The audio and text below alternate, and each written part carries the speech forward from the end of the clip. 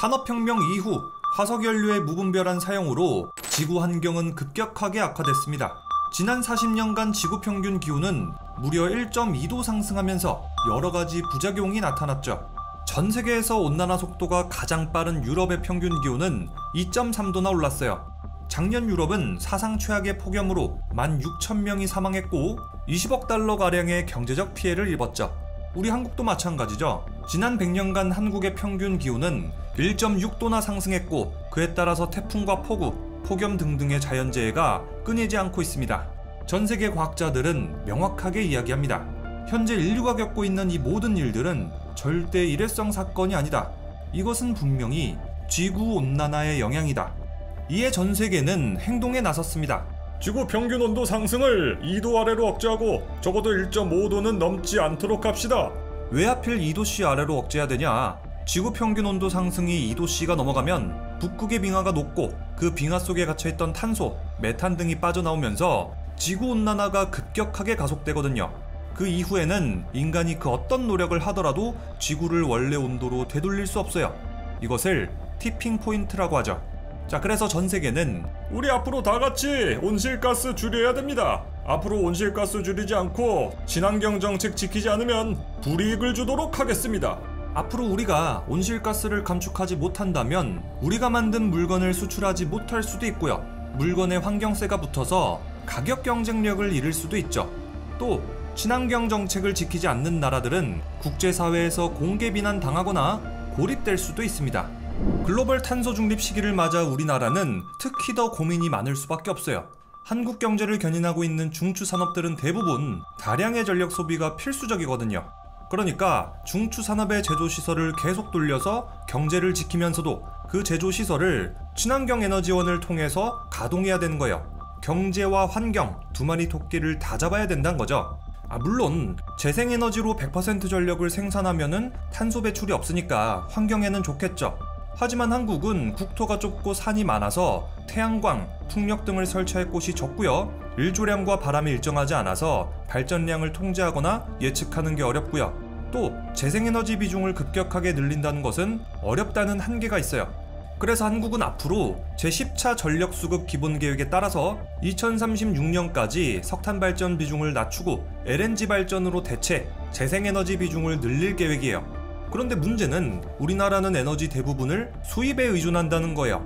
러우 사태 직후 전 세계는 자원안보의 중요성을 인식하고 자국민 우선주의를 내세우다 보니까 대량의 에너지원을 확보하는 것은 점점 더 어려워지고 있어요. 자원 확보를 위해서 전 세계는 총성 없는 전쟁 중이라고 해도 과언이 아닐 정도죠. 에너지 빈국이지만 에너지 다소비 사업 구조를 갖고 있는 한국의 딜레마. 자, 그래서 한국은 경쟁력 있는 가격으로 에너지를 안정적으로 확보하는 것이 너무너무 중요해요. 여기다가 온실가스 감축 패러다임을 맞아서 저탄소 에너지원까지 확보해야 되죠. 자, 그래서 SKENS가 에너지 전환 시대의 해결사로 등장했습니다. 우리나라에 자원이 어디 있습니까? 다 해외에서 개발해 와야죠. 우리가 발벗고 나서서 해외 에너지원 개발해 오겠습니다. 그것도 저탄소 에너지원으로 말이죠. 에? 아니 해외에서 에너지원을 확보해오는 건 뭐 그렇다 치는데 저탄소 에너지원으로 들여온다고? 국내 민간기업 최초로 LNG 밸류체인을 완성한 SKENS는 호주 북서쪽 해상 바로사 가스전 개발 사업에 참여, 2025년부터 20년 동안 연평균 약 130만 톤의 LNG를 국내로 도입할 예정이에요. 130만 톤의 LNG라고 하면 국내 천연가스 소비량의 약 3%에 해당하는 양이에요. 천연가스는 뭐고 또 LNG는 뭐냐고요? 자, 우리 부엉이들을 위해서 아주 쉽게 설명해 줄게요. SKENS가 진행하고 있는 바로사 가스전 사업을 가지고 설명하면 이해가 빠를 것 같아요. 자, 지하에서 채굴되는 천연가스는 처음에는 기체 상태로 있어요. 바로사 가스전도 마찬가지로 처음엔 기체 상태로 뽑아내게 되는데요. 자, 만약에 호주 바로 옆에 가까운 곳에 한국이 있다면 파이프를 연결해서 기체 상태 그대로 운송하면 끝나요. 이것을 PNG라고 하죠. 이 PNG는 초기에 배관 건설 비용은 비싸더라도 장기적으로는 배나 트럭으로 옮기는 것보다 훨씬 싸요. 러시아가 중국이랑 유럽에 가스를 공급할 때 이렇게 PNG 방식으로 천연가스를 공급하죠. 자, 그런데 호주랑 한국이랑은 너무 멀잖아요. 약 8,000km에 달하는 이 거리를 파이프로 연결하는 건 사실상 불가능하겠죠. 그래서 이 기체 상태의 천연가스를 액화시켜서 부피를 줄이고 배를 통해서 운송하는 것이 현실적인 방법이에요. 이것을 액화천연가스, LNG라고 하죠. 바로사 가스전의 천연가스는 다음과 같은 과정을 거쳐서 LNG로 만들어져요. 바로사 가스전에서 천연가스를 추출한 다음에 남쪽으로 380km 떨어진 다윈 LNG 플랜트까지 파이프로 옮겨요. 그 다음 다윈 LNG 플랜트에서 이 천연가스를 영하 161도에서 액화시키는 거죠. 액화 과정에서 천연가스는 부피가 600분의 1 수준으로 줄어들어서 저장과 운반이 쉬워집니다. 이것이 바로 LNG입니다. 자, 여기서 SK-ENS가 진행 중인 호주 LNG 사업에는 정말 끝내주는 게 하나 있어요. 바로 천연가스를 생산하는 과정에서 발생하는 연간 200만 톤의 이산화탄소를 잡아낸다는 거예요. 저탄소 LNG가 되는 거죠. 저탄소 LNG가 된다고? 도대체 어떻게? 다윈 LNG 플랜트에서 왼쪽으로 약 500km 떨어진 곳에 바유운단 가스전이 있어요. 이 가스전은 2023년 고갈 예정이죠. 이 바유운단 가스전이 고갈되면 천연가스가 추출되고 남은 빈 공간이 생기잖아요.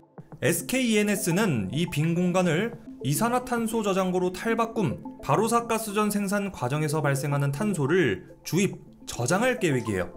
바로사 가스전에서 다윈 LNG 플랜트로 기체 상태의 천연가스를 옮기고 다윈 LNG 플랜트에서 액화시킨다고 했죠.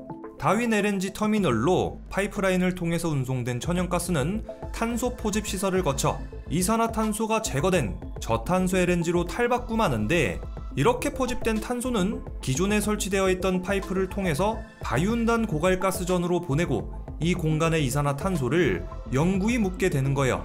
가스 수송 경로를 CO2 수송 경로로 다시 활용, 추가적인 파이프 건설이 불필요하기 때문에 다른 CCS 프로젝트 대비 경제성이 대폭 개선된다는 것도 아주 큰 특징이죠. 이렇게 호주에서 캐낸 천연가스를 저탄소 LNG로 만들고 나선 뭘 하느냐? 액화시켜서 국내로 보령으로 도입할 예정이에요. 보령 LNG 터미널에 도착한 LNG는 다시 기화시켜서 파이프라인을 통해서 인근에 위치한 보령 블루수소 플랜트로 이동해요. 이 보령 블루수소 플랜트에서 저탄소 LNG로 수소를 생산하는데요. LNG를 개질, 수소를 생산할 때 이산화탄소가 발생하게 됩니다. SK-ENS는 이때 발생하는 이산화탄소 역시 포집한 다음 전용 수송선을 통해서 바유운단 가스전에 저장할 예정이에요. 이것이 바로 SK-ENS의 청정에너지 블루수소입니다. 바로사 가스전에서 생산된 천연가스가 저탄소 LNG로 한 번, 청정 블루수소로 또 한 번 변신하는 거죠. 이렇게 생산된 연간 25만 톤의 블루수소 중에서 기체 수소 20만 톤은 파이프라인을 통해서 인근 지역의 연료전지 등 수소 발전용으로, 5만 톤은 액체 수소 형태로 전국 수소 충전소에 수소차 등의 모빌리티용으로 공급할 예정입니다. 자, 이렇게 SK-ENS는 천연가스를 캐내고 액화시키는 과정에서 천연가스로 블루수소를 생산하는 과정에서 2번에 걸쳐 이산화탄소를 포집합니다. 이렇게 포집한 이산화탄소는 바유운단 고갈가스전에 영구히 안전하게 저장하는 거고요. 기존의 LNG가 석탄 화력 발전에 비해서 온난화 물질이 3분의 1 수준이라고 해도 여전히 화석연료라는 한계가 있었어요. 그런데 LNG를 생산하고 또 수소를 생산하는 과정에서 탄소를 포집한 다음 영구히 저장함으로써 한계를 극복한 거예요. 자, 그런데 의문인 게 있어요. 폐가스전에 포집한 이산화탄소를 주입, 저장하는 기술은 실제로 가능한 걸까? 네, 실제로 가능하다고 해요. CO2 포집 기술은 1930년대부터 이미 상용화된 기술이에요. 또 CO2를 주입, 저장하는 기술은 1970년대부터 EOR 프로젝트를 통해서 상용화된 기술이죠. 그리고 이미 여러 나라의 수많은 기업들이 CCS 기술로 이산화탄소를 포집하고 있어요. 우리나라 역시도 실증 연구를 마친 상태죠. 현재 전 세계 30여 개 CCS 프로젝트가 상업 운영 중이고요. 이들의 CO2 처리 용량을 합하면 연간 대략 4,258만 톤에 달한다고 하죠. 또 현재 전 세계에서 개발 중인 CCS 프로젝트는 166개고요. 이렇게 총 196개 CCS 프로젝트가 완성된다면 연간 2억 4,397만 톤의 CO2를 포집, 저장할 수 있을 것으로 기대돼요. 자, 그래서 CCS는 가장 대표적인 탈탄소 기술로 꼽히는 거예요. CCS에 대한 두 번째 의문입니다. 포집한 탄소를 왜 한국이 아니라 호주에 묻으려는 걸까? 국내 CO2 저장소는 2030년 이후에나 저장이 가능할 것으로 예측되고 있어요. 또 동남아를 비롯한 다른 지역에서 개발하고 있는 CO2 저장소 역시 마찬가지로 2028년 이후부터 저장할 수 있을 것으로 보이죠. 바이온단 고갈가스전의 경우는 바로사 가스전에서 가스가 생산될 시기에 CO2 저장을 시작할 수 있는 호주, 동남아 지역 유일의 CO2 저장소입니다. 국내 국가 차원에서 진행 중인 CCS 프로젝트는 동해안 가스전 CCS 프로젝트인데요. 바이온단 고갈가스전에 비해서 저장 가능한 CO2 용량은 많지 않을 것으로 예상되죠. CCS에 대한 세 번째 의문점, 해저 아주 깊은 곳에 CO2를 수장시켜봤자 다시 빠져나오는 거 아니냐. 바로사 가스전에서 천연가스를 생산하는 과정에서 탄소가 발생해요. 이 탄소를 포집해서 압축, 수송 과정을 거친 다음에 바이온단 바다 밑 800m 이상의 심부지층에 탄소를 저장하게 돼요.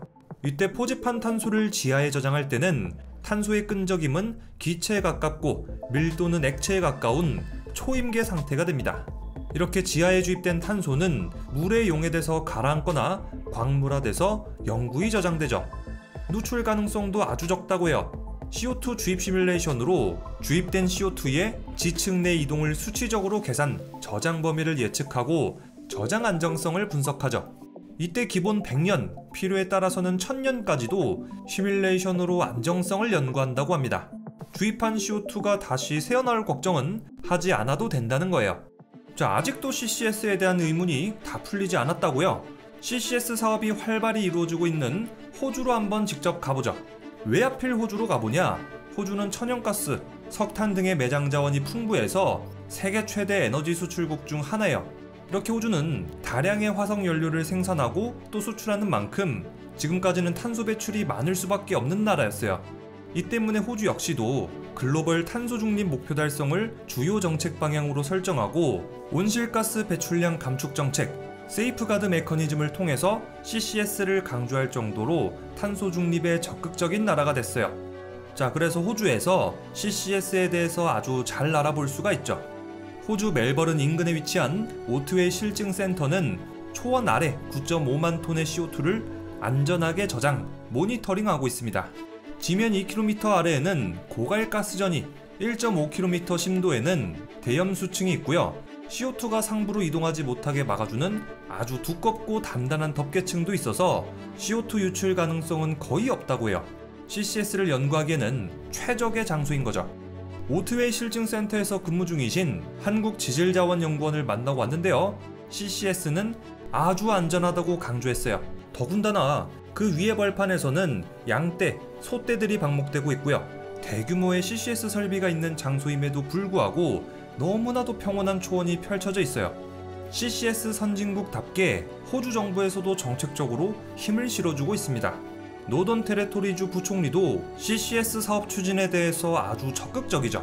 CCS is critical to the future of our nations. We need to use every tool available in the toolbox to combat climate change and to decarbonise our economies, and that the Northern Territory Government is a big supporter of the Barossa project and the CCS projects here.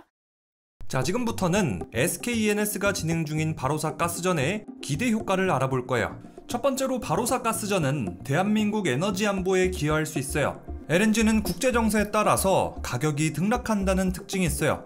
러우 전쟁 때 러시아가 에너지를 무기로 사용해서 잠가라 밸브를 시전했잖아요. 이때 유럽이 천연가스를 못 받아서 난리가 났고 에너지, 기름값도 폭등하고 곡물 가격도 엄청 올랐었잖아요. 이건 우리나라도 마찬가지예요. 석유가스의 약 90%가량을 수입에 의존하고 있기 때문에 국제자원 시장 상황에 따라서 가격 변동에 노출돼 있죠.